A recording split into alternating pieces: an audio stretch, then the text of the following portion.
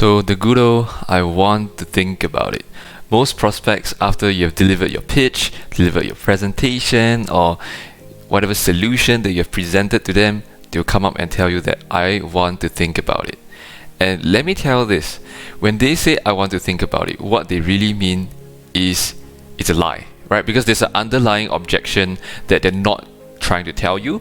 That's why they're trying to masquerade it as a real objection, which is I want to think about it. So the question is, what do you say when somebody says I want to think about it? Jim Ng, General Manager, Best SEO Marketing. We're a very conversions-focused agency. More sales, more leads, more revenue.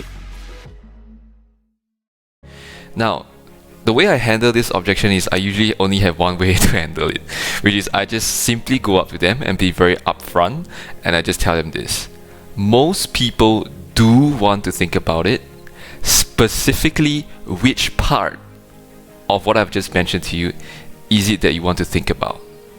And then the real objection will come up. They'll just either tell you one of these three things, right? It could be, I don't have the money, I want to think about the money, I want to see whether it's worth it, or I want to speak to my business partner, I want to speak to my wife, I want to speak to my the Father Christmas, the boss, the whoever it is, right? And then the other one is they would say I think that it will not work for me, right? So you need to dig out what the real objection is, and it's usually either one of these three things, or it could be another bullshit excuse like I don't think I will be able to use it, or even if I bought it I don't think it will work out, right? Whatever the case is. So what we're trying to do here is we're trying to isolate what the objection is, what the real objection is, because the I want to think about it, that is a stall. That is not the real thing.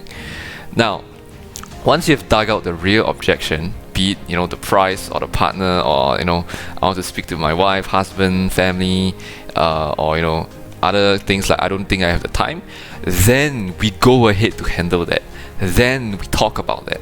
So let's start off with the first one first, which is the let me talk to my wife, husband, partner, family. Okay, let's say the prospect says, let me talk to my wife, let me talk to my business partner. This is what you're gonna say to them. Sure, most people do need to speak to their business partner. What do you think they're gonna say? Right? You see how that works? So it's basically trying to isolate that and single out that single objection that they're giving to us, and finding out what is the issue. What do you think the business partner is going to say? The business partner is not going to say yes. The business partner is going to find this too expensive. Right? Because they already know their business partner longer than we know their business partner, which means that they're going to be able to give us a better expected outcome of what's going to happen in that conversation. So when we handle that, it's a lot easier for us to find out what's going to happen next. Now, at this point in time, right, they might either say one of two things.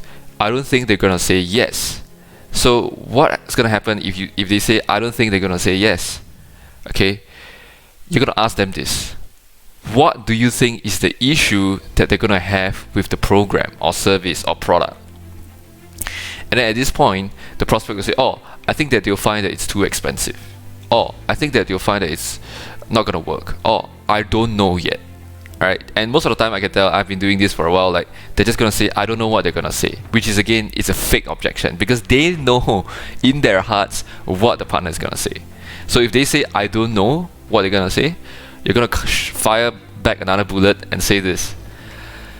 Look, you obviously know your partner for X amount of years, 10 years. Is that correct? Then they'll be like, yeah, of course I know them for 10 years. From your understanding of knowing them for 10 years, what do you think they're going to say? And then the real thing is going to come out. They're going to be like, it's the money, right? Or it's the product fit, or whatever it is. It's not going to get our return on investment back, whatever it is. And then you go and handle that. You go and be like, sure, look, this thing, as we've discussed, justify the value, how much is the worth, and then do you think after mentioning that to your partner, they would say otherwise? I think it'd be easier for me to convince them that way. I think what you say makes sense, we've been through this. You see how that's done? So essentially you want to push them to tell them that, look, when you handle the objection that your partner is going to give up, is going to come up with, you're going to be able to handle the objection for us, right? Because we're not in the position to speak to the business partner unless, okay, you want to use the other method, which is to say, look, do you think it's a good idea for us to get your partner on the call next week or the week following for us to discuss on this? Because this is a huge decision. I don't want you to make a rash decision. I don't want you or your business partner to make a rash decision. Okay? Yeah. So that's how you handle this. Now, the second part is there's this part called understanding whether the prospect is 100% okay with this. So let's assume that your partner says yes. Then are you a yes as well? And then you can ask this the other way, which is like, if your partner is 10.10 on this, are you a 10.10 as well? And then they'll be like, no, I'm not. So no, the issue is with me. No, I'm the problem, not my business partner. And then you know that they're lying, right? Because they just told you that the issue is not with the business partner, it's them, right? Then we go and address that, right? Then we talk about, sure, is it the money? Hey guys, this is Jim. Thanks for watching this video. If you like content like this, please like, please subscribe, please comment down below if you'd like to see more of such videos.